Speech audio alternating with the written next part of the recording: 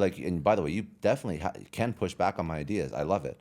But think about in everything in life. Like, you want to try to build a podcast, reach out to 10,000 people. Worst case scenario, 10,000 famous people have this super ambitious kid hitting them up in their DMs saying, hey, do you want to be on my podcast?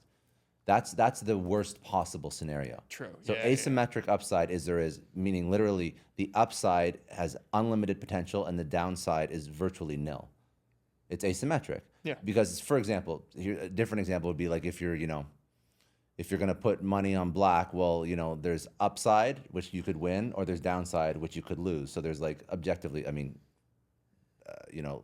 whatever percentages aside, there's symmetric upside and downside. Right. You can lose and you can win. But if you take bets at most things in life, you go on more dates, you send more emails, you send more DMs, you record more episodes, it's asymmetric upside. So the benefits of it working out are exponential, and and if it doesn't work out, you lose nothing. You're the exact same place you were before. So I'm a big fan of that idea. I like that. I think that's how we're going to kick this thing off. Are we recording right now? Okay, all right, good. That's a good way to start. So I like the fact that you came here. I can already tell your mind's on. Does it stay that way? Where'd you come from? Did you just drink a coffee? I came from work and Zoom calls. Okay, yeah. Because you can tell you're clicking already. Your mind's like, no, let's go into this theory already. And I'm like, all right, yeah. No, because welcome to Cold On Contact. All the shit that I talk about, I'm genuinely passionate about, and I believe it. Like, I truly believe this stuff. These are ideas that have changed my life. So when somebody, back up a little bit, why I do what I do. I podcast. I write a newsletter. I do some consulting work here and there, but most of my life is like podcasting. That's my main thing right now. Cool. I've done other things in the past, as you probably like researched. My background was in tech before. A ton. But all the things that I've done, I've gravitated to the role of somebody who's like teaching and mentoring. So the podcast is just teaching at scale. You're shooting the shit. You're talking about some things that have helped you. You're trying to help somebody who's listening to this navigate life, navigate starting a business. We're going to talk about some mental models. One of them I just spoke about. Yep. Starting a podcast, whatever.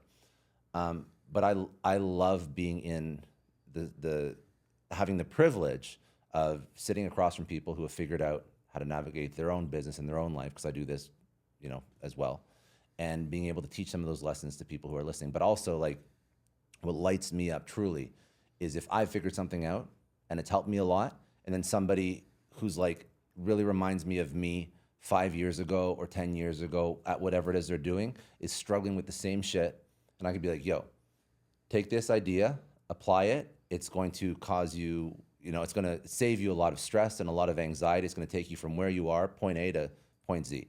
That lights me up. So when you're thinking about starting a podcast, for example, and you're saying, I reached out to all these people and some said yes, some said no. And you said, well, it's just luck. I said, no, reframe it. Reframe it as the reason why they said yes is entirely because of the actions that you took. And there's a component of luck, but it's manufactured luck. And when you reframe that, that's going to help you reach out to the next 10,000 people, which is going to let you, get the podcast to the next level.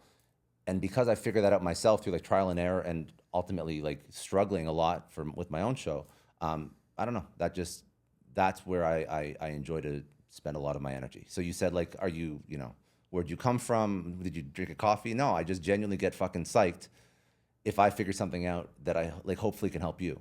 Hell yeah. I can use you too in the regards of like things I want to strip away from like the nonsensical, like, because it seems like you're not one of those people that's going to throw fluff out there.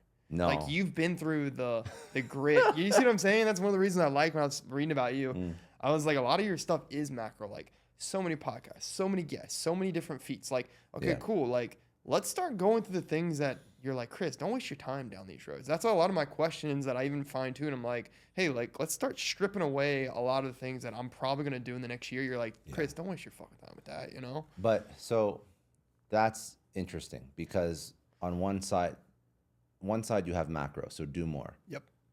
And on the other side, strip away what doesn't work. Exactly. So those seem to be like two conflicting ideas. Facts. I don't think they're conflicting ideas. I think that they are the natural order of things. I think that most people don't take enough action to figure out what works and what doesn't. Therefore, they don't have the luxury of stripping things away. You have to fail a lot before you understand what works and what doesn't, and then strip away all the stuff that doesn't work. Right. But people fail at both, by the way. Yeah. I've failed at both. I've failed at not doing enough and then realizing that and then doing more of the activity that's going to achieve the end result. But then I've also failed at now I'm doing too much and I haven't stripped anything away. So now like I'm all scattered and I'm doing too much and I'm all stressed out and I have no more bandwidth. Yep. So you have to understand what season of life and what season of the project that you're in and apply the right mental model to the season that you're in. Does that make sense? Oh yeah, absolutely. So when you're first starting, action.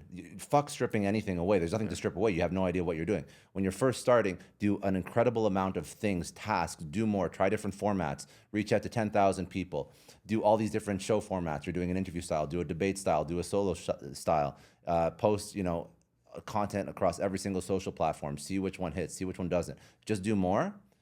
And then once you figured out something that works, then you strip what doesn't work. Gotcha. But you have to start to figure out what works first before you have that luxury. If not, then you'll never, I'm trying to get people from 0 to 1 with this idea. True.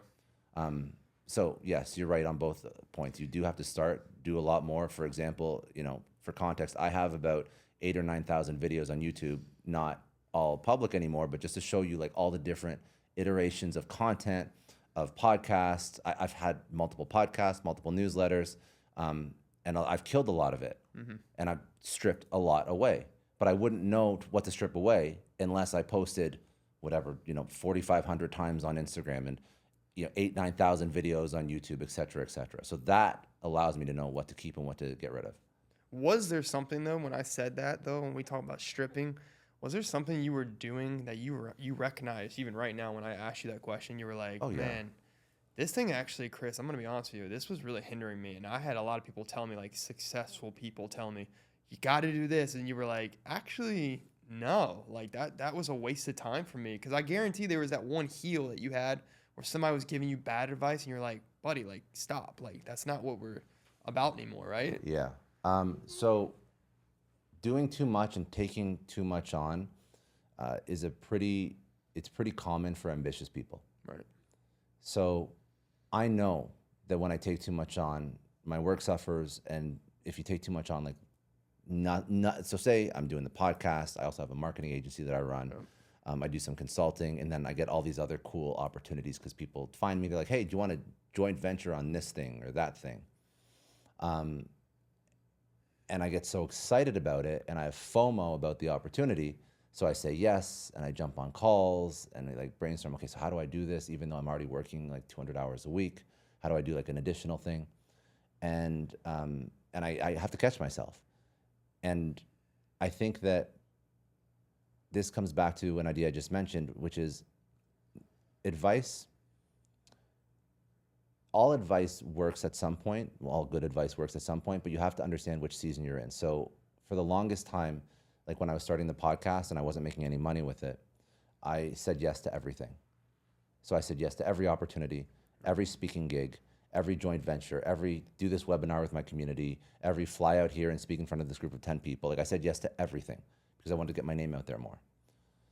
Now that doesn't help me if I say yes to everything, because when I say yes to something and I take 2-3 days off from work because I'm traveling to, whatever, to speak at a conference or whatever it is, then my work suffers because now I can't keep up. Yep. So the advice that helped me get off the ground is no longer serving me. So I think there's a little bit of advice that, like you mentioned before, like advice that I've heard from people that is just fundamentally wrong, but there's also advice that it works at a certain part of your journey, but doesn't work at another part of your journey.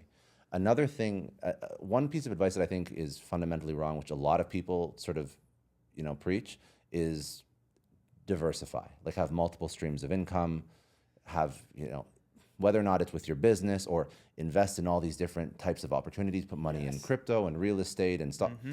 So I think that why this idea is wrong is for a few reasons. If you're going to diversify your business, meaning like you have multiple streams of income, when you're starting, which is the hardest thing to do, start a business, you're never going to get it off the ground by doing all these different things and having all these different streams of income. I think that what people should do is they should focus on one product, one customer, one stream of income, and grow that. And then once that is working, then you can diversify Yep. your streams of income.